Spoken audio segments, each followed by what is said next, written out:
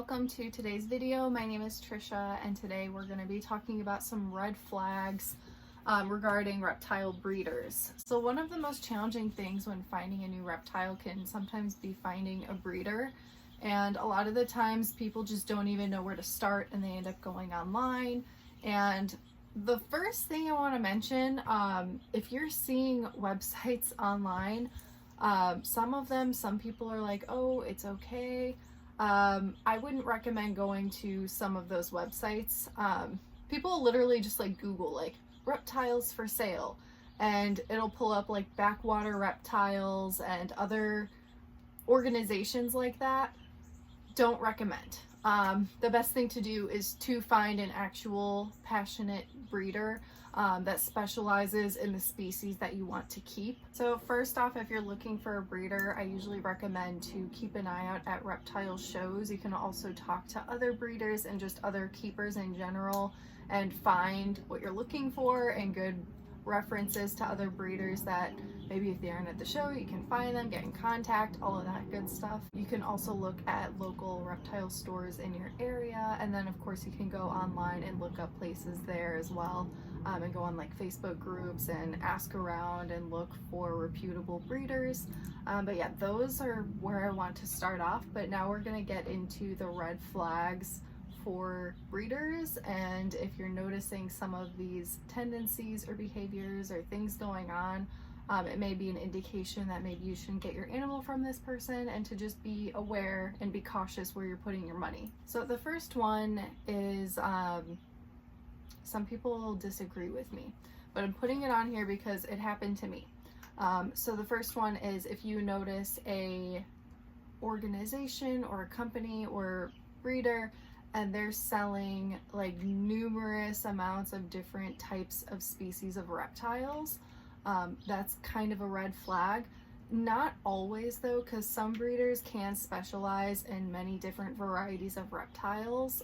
For instance, where I got my jeweled Lacerda, he really specializes in a lot of different lizard species, which is completely fine. But there are some breeders that you'll notice, like especially at reptile shows, which is where this happened to me. I went to LLL Reptile, which is a company that I was pretty comfortable with. I've learned a lot from them. They would post these videos on Facebook and stuff, and I thought that they were all like captive bred breeders, and they aren't. They actually import a lot of wild caught animals, and I wasn't aware of this. And when I was at a reptile show, they were there, and I was like, oh, that's a good reputable name that I've heard of, so I thought it would be safe. I did notice they had so many different species though of reptiles, like so many different kinds of things all over the table. It was just kind of all over the place, and that should have been the red flag, that those are going to be possibly wild caught animals. And the other thing is they will not always mention if it's wild caught. You have to ask first. It's kind of like a secret.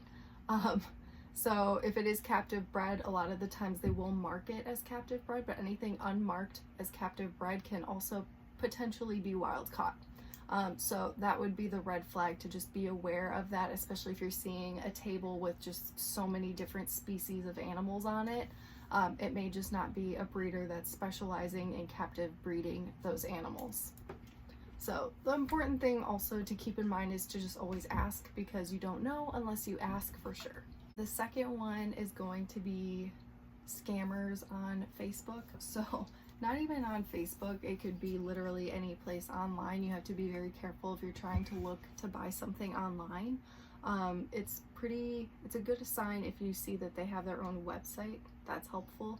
But if you are just on a Facebook group, there have been so many times that people steal photos of my actual animals and they'll put them on some Facebook group. Some of them pretend to be me, or they come up with a different name and they use my personal photos of me and like my friends. It's really weird. And then they'll just have posts of my animals, possibly other people's animals as well, and they'll be saying that this animal is for sale, and then people will message them and inquire about it, and they'll be taking payments for an animal that they're obviously never going to receive because the photo is my photo and I'm not selling my animals.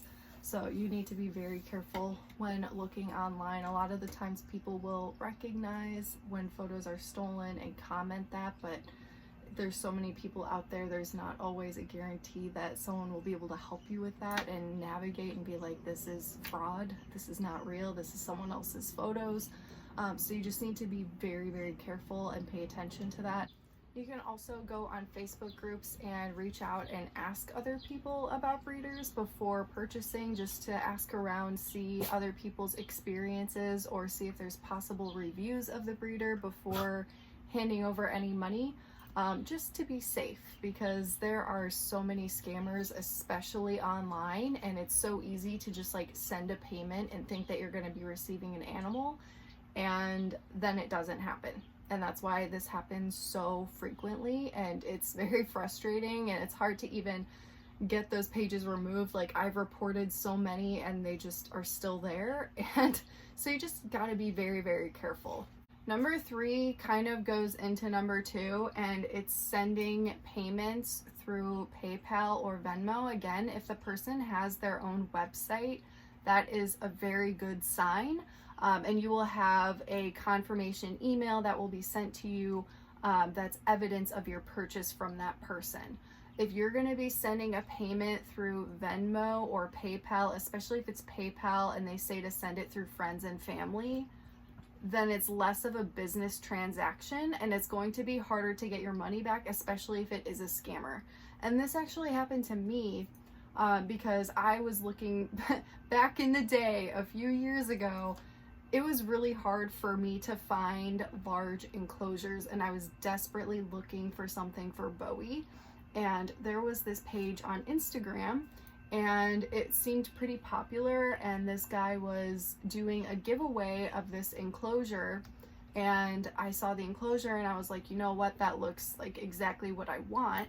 It was just a 4x2x2 enclosure, and it had glass doors, and it was front opening. That's what I wanted. And I reached out to this guy to buy one.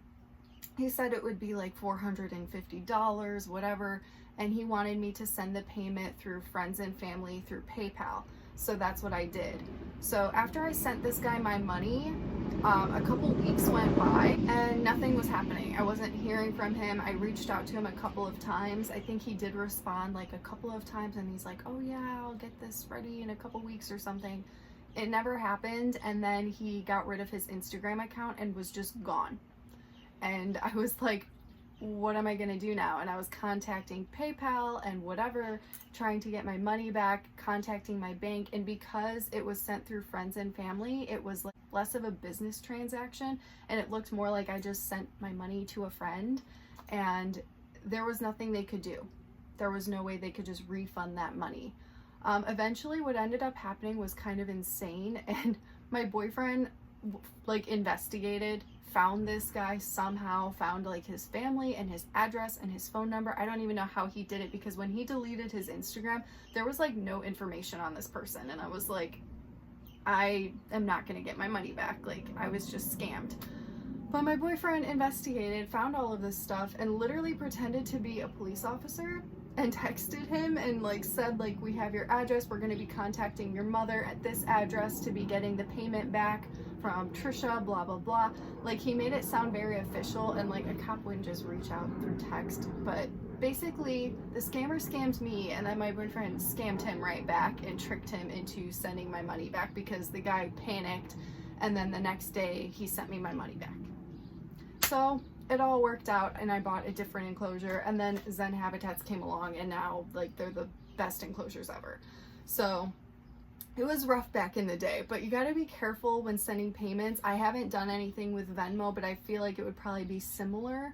So the best thing to do, unless you fully know the person and they're reputable, don't just be sending out money through PayPal, friends and family, or Venmo.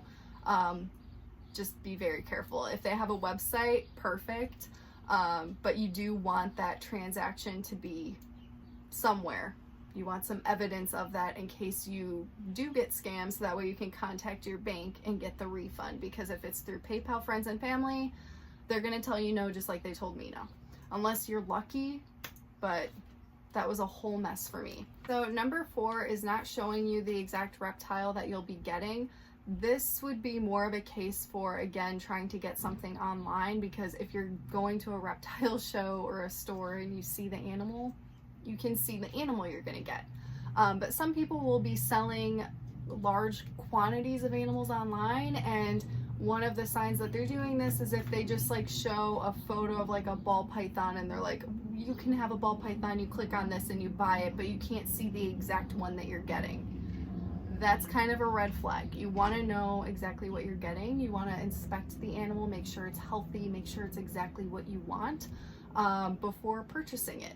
So I hope that's helpful. Number 5 is when the breeder can't answer basic questions about the animal. Before you purchase from any breeder, you should be asking a lot of different questions just to make sure that it's a healthy animal and you're getting exactly what you want. You can be asking about temperament, you can be asking about the sex, you can ask about the last time it was fed, what type of a diet it's on.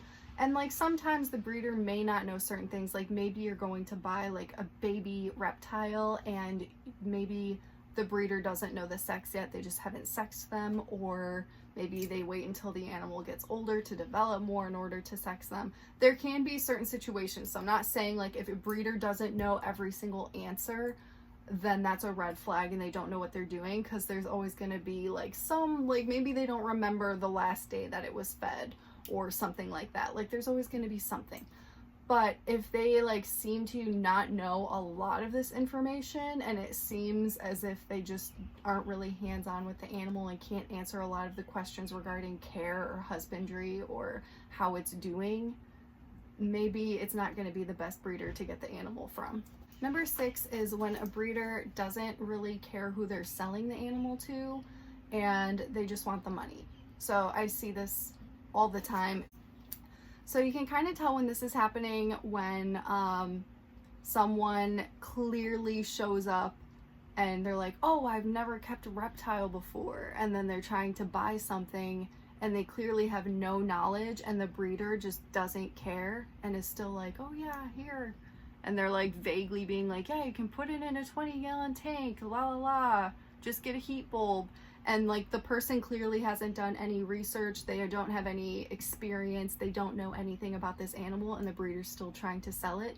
You'll see this a lot of the time at reptile shows, and sadly sometimes you'll see it at stores too.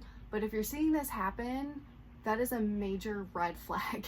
Do not get the animal from that person at all. They're in it for the wrong reasons, and if they're going to be careless about where the animal's going, I'm sure there's a lot of other carelessness going into the breeding and the husbandry and how they're taking care of that animal in the first place.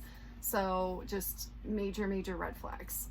Number 7 is if a breeder is unwilling to offer any information or help or care guides about any of the animals. So it kind of goes into the last one I mentioned.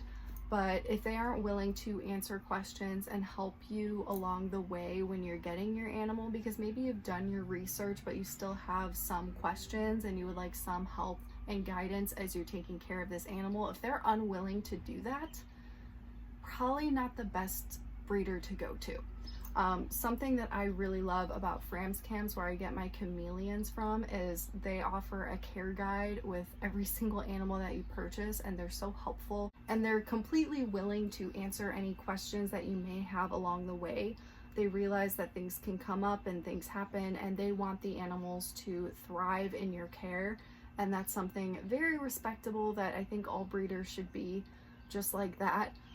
But some of them aren't, and they just don't care. So we really want to find those like people that are passionate about what they're doing and care about the animals and where they're going and how they're gonna function in their new homes. Number 8 would be if someone is shipping a reptile to you, say you're buying it online and they're not offering overnight shipping, which I feel like that would be kind of unheard of, because if you're buying a reptile online, it has to get overnight shipping.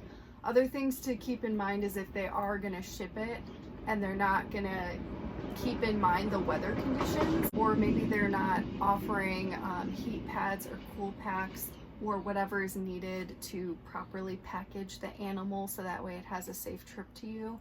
These are all things that you can inquire the breeder about and other people who have purchased from them, just to make sure that you're gonna get your animal in a safe, comfortable manner, because some people don't care. I haven't had this luckily with anyone. It seems like everyone's pretty good about this, and it seems like common sense, but I'm sure there are some people out there that just kind of wing it and don't do a good job and don't really care, and that would be a major red flag as well. Number 9 is if the breeder is unwilling to share photos of their animals or their breeding facility, where the animals are coming from. I feel like most of them would do this, but I am sure, especially if it's a scammer and they don't have pictures of like the parents that they bred the animal from, and you're asking about that, if they don't have it, like, kind of a red flag if they're not willing to share those photos, because maybe it doesn't exist because the animal is a scam and they're just trying to steal your money. So that's something to pay attention to. And then also, if they're just like secretive and weird and like not willing to show the conditions that the animal was living in before you're going to be purchasing it, if they're not showing their breeding facility or photos if you're asking for it, also a red flag. Anyone that cares about what they're doing, they would have no problem sharing that information and making it very obvious that they're not a scammer and they have a facility and they have the parents and they're the ones that bred your animal. Those are good ways to find out like if it's a scammer or not.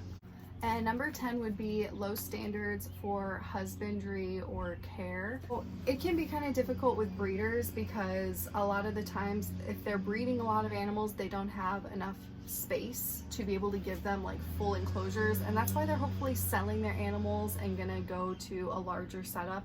For instance, people that have ball pythons, they may keep them if they're breeding them in racking systems, and then they're selling them to you so that way you can put it in a large enclosure so it can live the rest of its life happily.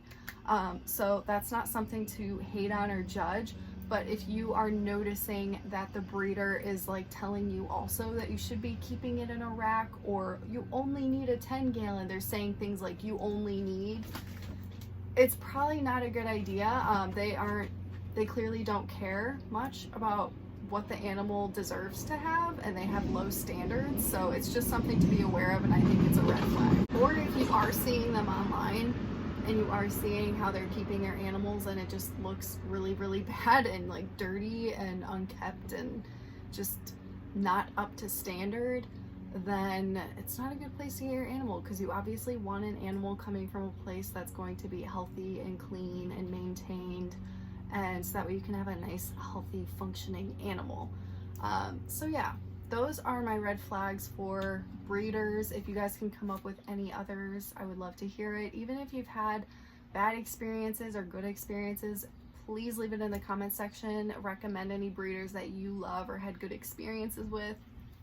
It's good to share all of this knowledge with others, that way they can keep it in mind and just be more aware, because we all make mistakes when we're starting out. We don't know where to look, so it's important to share that information. People are doing a lot of yard work today, so I'm gonna call it quits on this video. I hope you guys enjoyed, and I'll see you guys in the next one.